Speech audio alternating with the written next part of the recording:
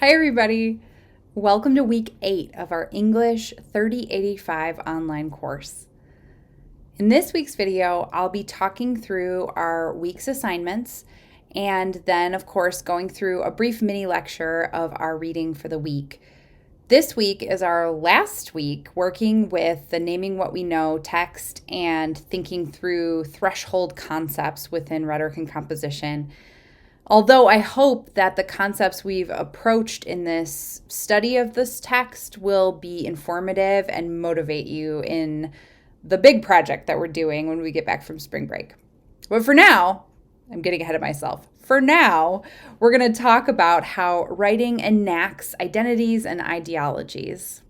But first, I'm going to switch over to our Canvas view and talk quickly about our assignments this week. Okay. So here we are in week 8. We are working with Naming What We Know. We've got the reading posted here. It's also linked within the overview page.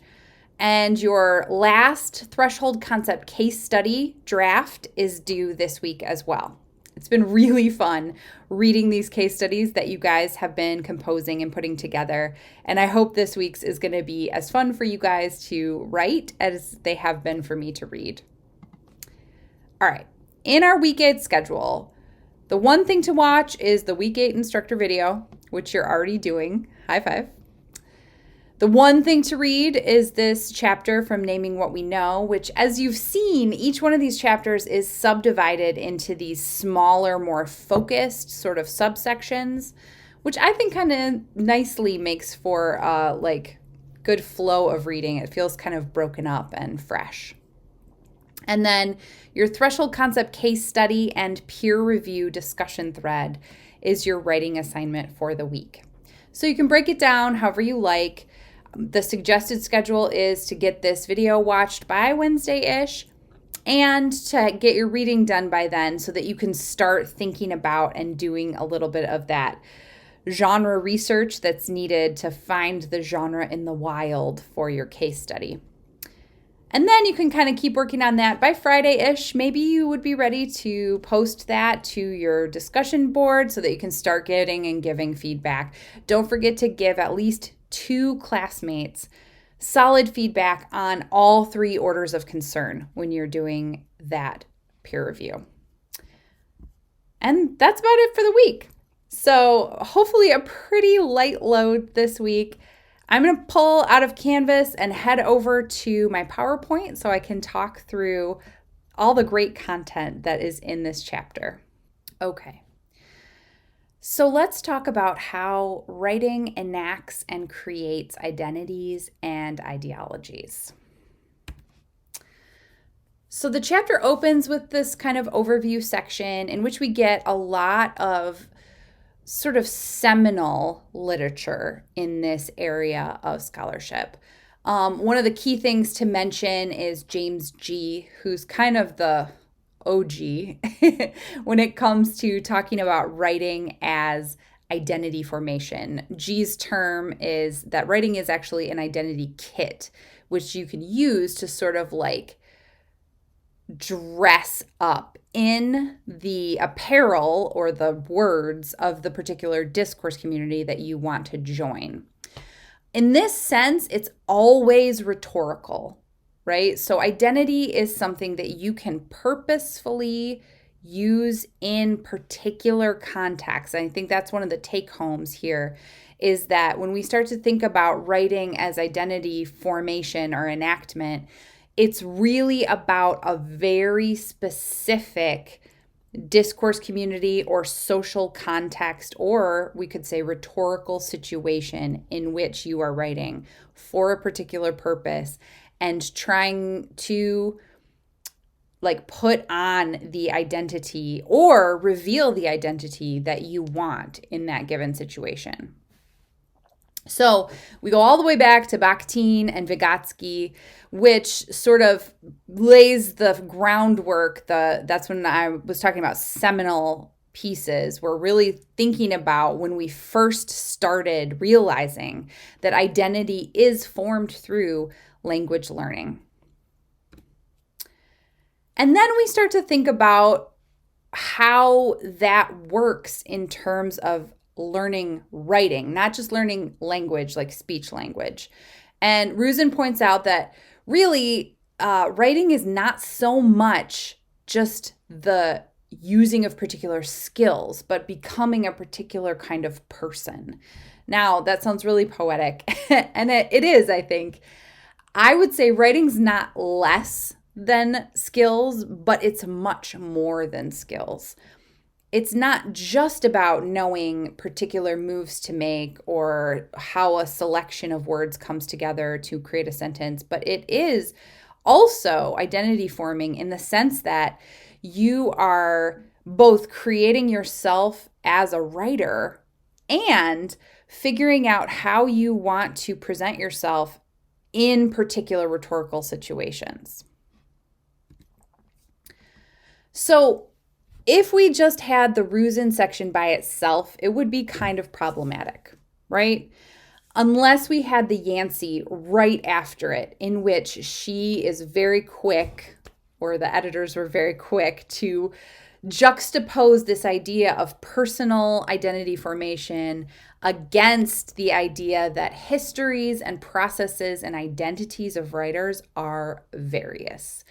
They are so, to use the buzzword, diverse. And this is important, Yancey says, because this is part of what makes it so complicated to try to teach writing and to try to learn writing. Because, she quotes Brown and DeGood here, people write into an incredibly vast variety of complex, interwoven social contexts. So that kind of graphic that I chose for the first slide, it was intentional because I kind of wanted to show the layers and the complexity of our social contexts that come together around any piece of writing, but especially school writing, because the layers and the histories and the processes really become focused and acute, especially if it's an English class where the focus is to try to learn to write as much as it is to demonstrate learning through writing. You know what I'm saying? So this is really important, especially as we think about critical pedagogy and then adding on to that as we move into more of the 2020s and start thinking about explicitly anti-racist pedagogies, to consider the fact that the historical and identity kits that students bring with them into the writing classroom are incredibly diverse and cannot be, not just that it's hard to, but they cannot be standardized, right? Writing and teaching cannot be uniform because it turns out people can't be uniform. We're just not, right? So I think that this is a really important subsection in this chapter before we start thinking too hard about identity in a vacuum. We think about it in a social context, and then we have to acknowledge how varied social contexts actually are. So I love this quote. It's at the end of the Yancey subsection. Neither writers nor contexts are static. So even if we could wrap our head around who a writer is at a particular moment in time and what their historical and process and social contexts are at a particular point in time, neither the writer's cognitive processes or even cognitive emotional concept of their writerly identity nor the societal context are going to be static. So it's really even more complicated because even trying to understand a writing dynamic between a writer and a social context and all the social contexts that form that particular writer and that writer is responding to at any given point in time is only at that given point in time.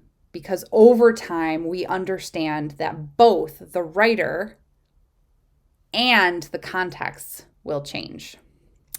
No big deal. Just incredibly dynamic and complicated process. And also that process is changing over time.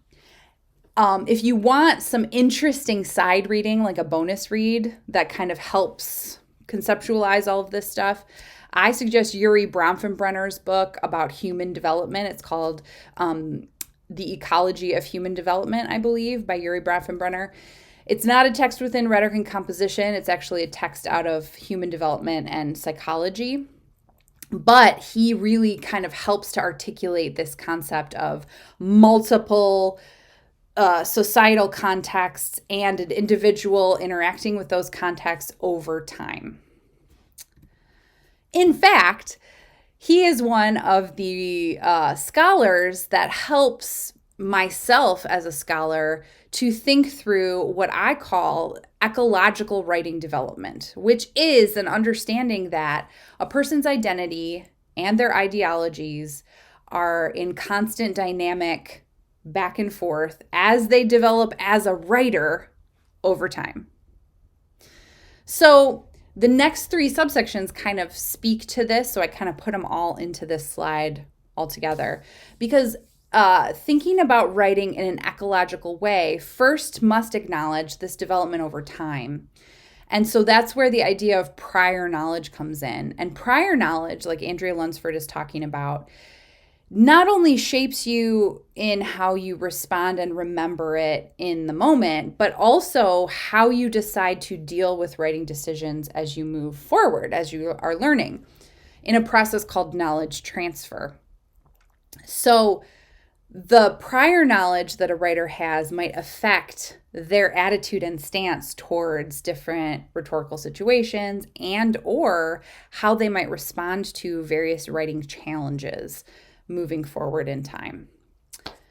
That's important to keep in mind, but also equally important is how that writer moving through, transferring their knowledge, working with it over time, how is that writer adapting to various discourse communities that they are either trying to enter, already are a part of, or are kind of maybe in a liminal space between, such as Heidi Estrom's subsection here on professional discourse communities.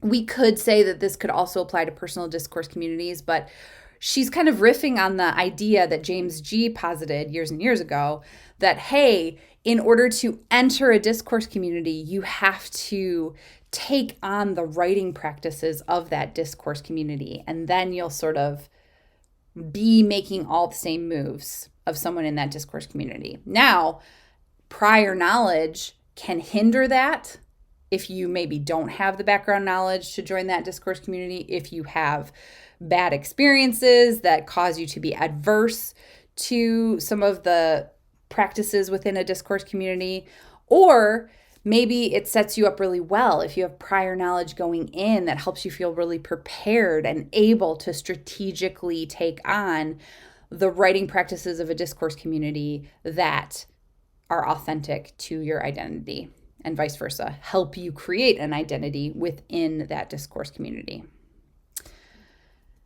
Now, all of these things are a little bit linear, right?